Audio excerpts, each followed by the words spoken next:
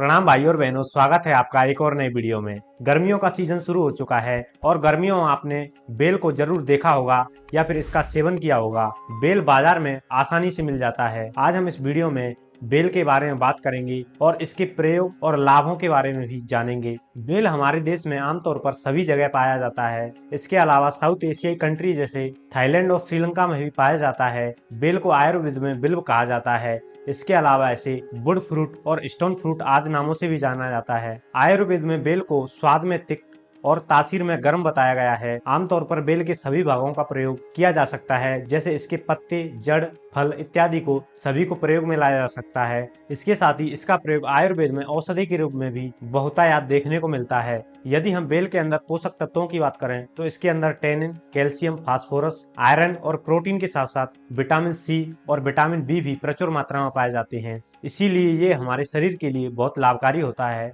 अब हम इसके प्रयोग विधि की बात करें, आमतौर पर इसके फल को तोड़कर खाया जाता है या फिर इसका प्रयोग शरबत के रूप में भी पीने के लिए किया जाता है। अब हम इसके लाभों के बारे में बात करते हैं। आयुर्वेद में बेल को वात और कफ का समनकारी बताया गया है, अर्थात ऐसे लोग जो वात और कफ की समस्याओं से ग्रसित हैं उन्हें बेल का प्रयोग जरूर करना चाहिए। इसके साथ ही वे लोग भी इसका प्रयोग कर सकते हैं जिन्हें सूजन की समस्या है। जब भी वे सुबह उठते हैं तो उनके हाथ पैरों व उंगलियों पर सूजन मिलती है, उन्हें इसका प्रयोग जरूर करना चाहिए। निश्चित रूप से उन्हें अच्छे लाभ प्राप्त होंगे। बेल हमारी बॉडी में बलवर्धन का कार्य करता है। ऐसे लोग जो पतले दुबले, कमजोर या थकान महसूस करते हैं उनके लिए बेल बहुत लाभकारी माना जाता है। विशेषकर इसका प्रयोग गर्मियों में जरूर करना चाहिए।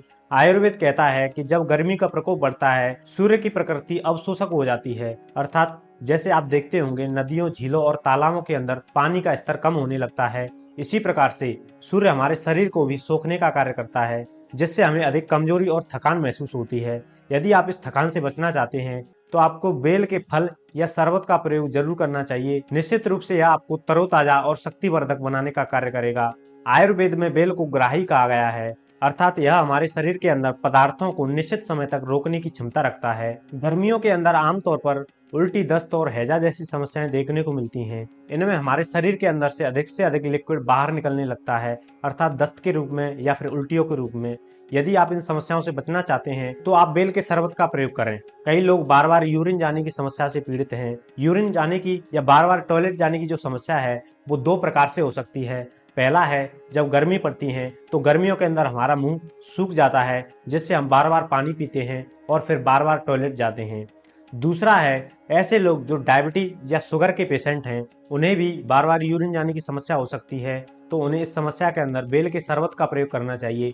निश्चित रूप से उन्हें आशातीत फल प्राप्त होंगे, क्योंकि यह इन समस्याओं के अंदर उन्हें कंट्रोल करने का कार्य करता है। बेल रेस्पिरेटरी डिजीज के लिए बहुत लाभदायक माना जाता है। ऐसे लोग जिन्हें श्वास संबंधी समस्याएं हैं, अर्थात उन्हें हर मौसम में श्वास की समस्या बनी रहती है, उनके लिए बेल बहुत फायदेमंद माना जाता है। अतः श्वास संबंधी समस्याओं से जो लोग पीड़ित हैं उन्हें बेल को अपनी डाइट में शामिल करना चाहिए या फिर बेल के शरबत का प्रयोग करना चाहिए। गर्मियों में जब अधिक गर्मी पड़ती है तो लू लगने का खतरा बना रहता है। यदि किसी व्यक्ति को लू लग जाती है तो हाथ पैरों में दर्द, बुखार इत्यादि की समस्या हो जाती है। यदि आप लू की समस्या से अपने आप को बचाना चाहते हैं और अपने आप को तरोताजा बनाए रखना चाहते हैं तो निश्चित रूप से बेल का शरबत या फिर बेल के फल को अपनी डाइट में जरूर शामिल करना चाहिए। यह आपको गर्मियों में लू की समस्या से बचाए रखता है। इसके अलावा ऐसे लोग जिनके शरीर में बहुत गर्मी है, यदि वे थोड़ी सी भी गर्मी वाली चीजें खाते हैं तो उन्हें गर्मी हो जाती है, और यदि ठंडी चीजें खाते हैं तो उन्हें कफ बनने लगता है। ऐसे लोगों के लिए बेल रामबाण साबित हो सकता है। इसके अलावा गर्मी के कारण खट्टी डकारें, गैस बनना, ये अपच इत्यादि की समस्याओं के लिए यह बहुत लाभकारी है।